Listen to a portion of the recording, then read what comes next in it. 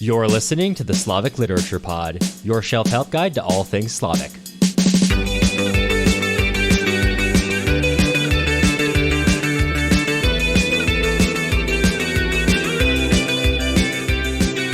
I'm Cameron Lalana.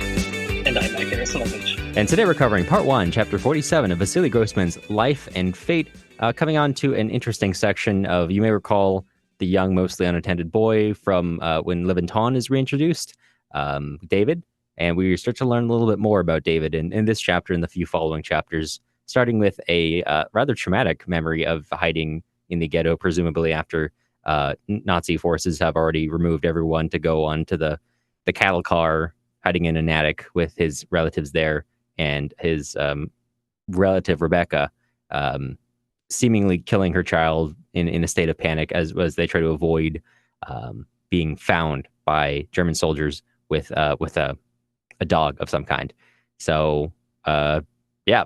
Is there anywhere in particular that you'd like to start?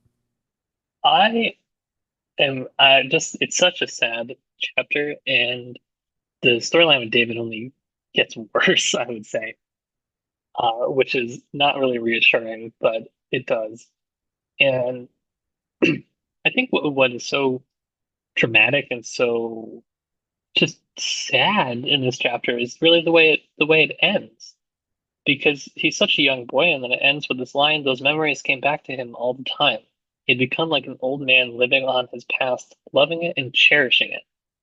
And it's sort of pedestrian to point out, but these are not the memories that a young person should be having. And to think of this quote that we're going to be coming up to in, I think, chapter 50 or 51, where Grossman kind of talks about what sort of situation would it have to be for someone to actually be looking forward to their own death. And when this qualifies, I think, as a sort of a good memory, I would say that the standard for just remembering what has gone on in your life, it's not good. That's all. And this is one situation. There's countless others.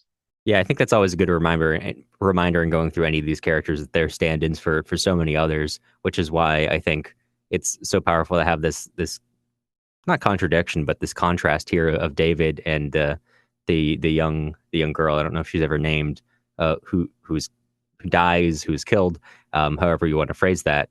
You've got an innumerable amount of young people who died in terrible, senseless ways, and you've got an innumerable number of those who survived and have to live with those memories, those scars. And like you said, going back to that quote, that shows the horrible reality for people surviving the war, that there is very little about it worth remembering, and those things that are still remembered are horrible.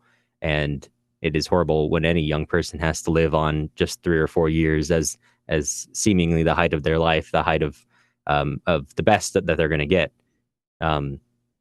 which we'll be exploring in the next couple of chapters. So I think David, it'll be easier to talk about David as we continue on. But yeah, I mean, I think essentially you hit the nail on the head there.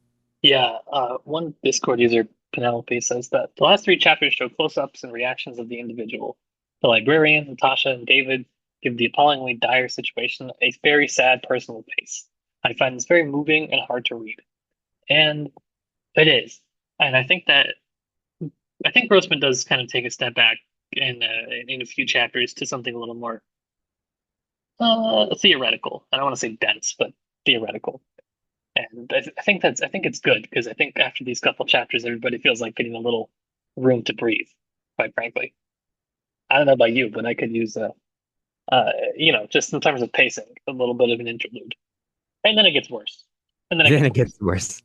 Well, in Grossman's own writing, I think this is something he does quite well, is that he seems aware of the fact that it's so easy to become overwhelmed with horror and become numb to it. So he drags us a little bit into this world, of course, always putting a human face on it, and then returns us out. So it never loses its shocking nature, right? It never becomes just like, okay, another chapter.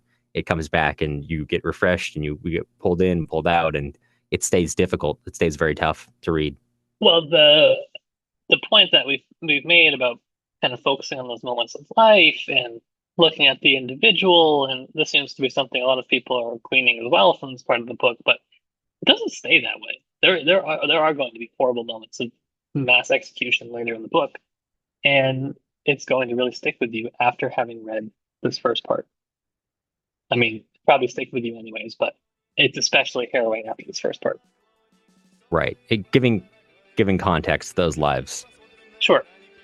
Yeah. Yeah. Yeah. So, but I think with that, with those parting words of inspiration, yeah, I think you'll hear from us again soon. So